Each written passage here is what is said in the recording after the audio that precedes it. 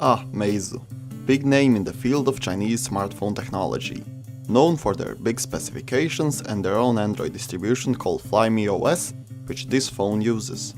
Now we're checking out their M6 Note model, which cost us $300. Dual camera, 4Ah battery, 4GB of RAM and a Snapdragon 625 chipset with an 8-core 2GHz processor. $300 is maybe a bit too much, we won't know until we take a look. The design of this phone reminds me of OnePlus 3T, with the rounded home button, front camera positioning and the antenna lines on the back. For its size, the M6 Note feels pretty heavy in hand.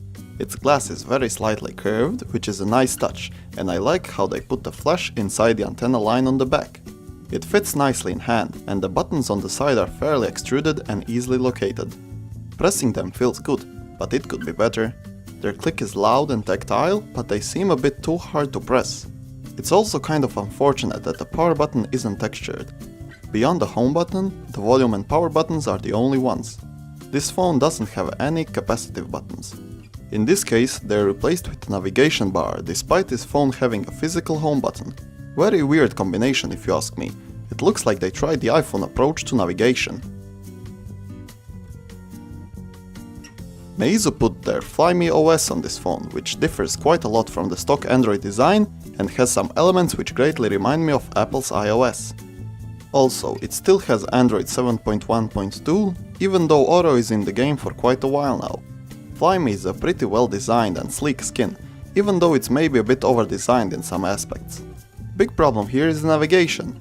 Because of the lack of back and task switch buttons, navigation can get pretty confusing since it's done using the fingerprint gestures.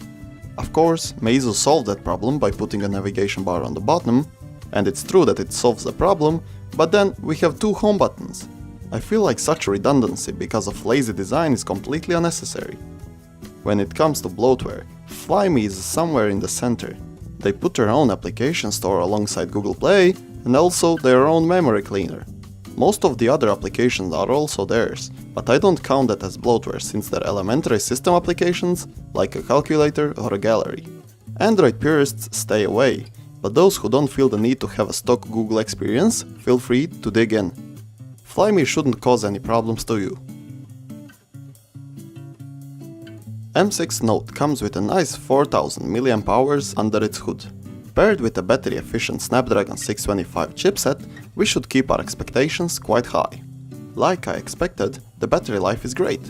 With a full battery in the morning and average use without too much video gaming, the battery can last up to 2 days without many issues. Of course, if you're a more active smartphone user, chances are that you'll be going to bed with a battery at 30 to 40%. In the half hour that I played Asphalt 8, the battery depleted 11%, which means you probably got a bit less than 10 hours of gameplay on a full charge. Since this is a phone and not Nintendo's new handheld breakthrough, 10 hours is more than enough to cover that long line in the dentist's office. First, let's do the benchmarks. On Geekbench, this phone has got an 844 for single core and 4139 for multi-core. For a render script compute test, it got 3119 points. With an Antutu benchmark, it scored 75,338 points. With regular usage, this phone is very snappy. There may be a bit too many animations for some, but they somehow managed to make them all smooth no matter what's running in the background. Multitasking is also working perfectly. Still, Android has 4GB of RAM at its disposal, which is more than enough for a regular user. It's all fast and smooth until we get to the video games. I took a graphically intensive game Asphalt 8 for a test, and I can say that it was kinda playable at the highest settings. Playable, but not much more. The FPS was somewhere around 20 and it didn't change a lot when I put the graphics on medium. If you're planning to buy this phone for modern mobile games, it may be smarter to consider some other options. For everything else though, the performance is great and poses no problem. The camera on this phone is quite a hit and miss case. Some photos look great while others look bland and unsaturated. Of course, since we got two cameras at our disposal, let's check out what can we do with them. In the case of M6 Note, we can use the second camera only for the depth of field effect, because of its lower resolution. I personally feel like adding a second camera for gimmicky effects is a bit wasteful, and this example doesn't help.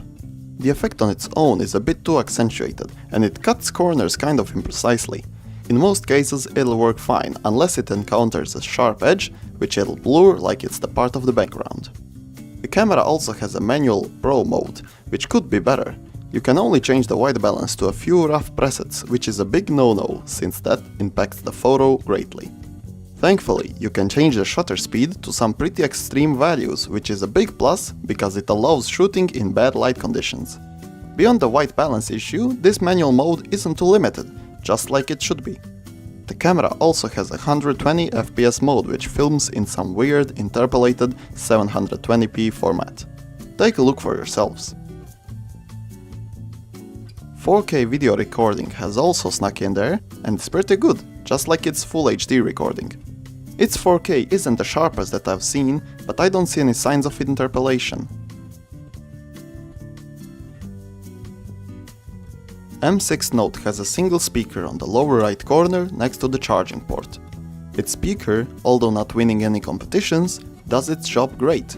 It has some extra sibilance, but it's all within tolerance on phone speakers. There's not much bass, but the bass that's there makes the phone's case vibrate. The mids are nicely accentuated, and even though the highs are the loudest here, the whole sound signature is nice. There's no distortion on the highest volume, but the volume isn't too high anyways. The audio out is great on paper if you ignore the weird spikes in distortion.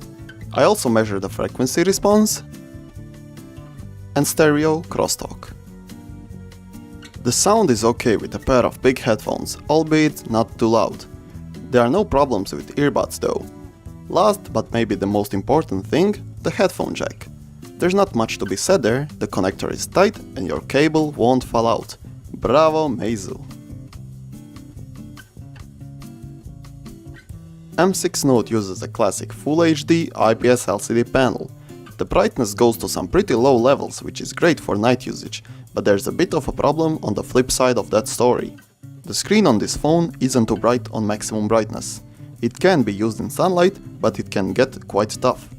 Beyond that, the screen doesn't really have any problems. The colors are like we'd expect them to be on an IPS LCD panel, normal and not too accentuated. Meizu M6 Note is a phone which doesn't bring anything new to the table. It's jack of all trades but master of none. It has a good bang for the buck, Fly Me system isn't bad, and it has a few interesting features. Hardware is pretty decent, the phone is built nicely, and it all seems okay. I just believe that for the price of $300, there may be some more enticing options.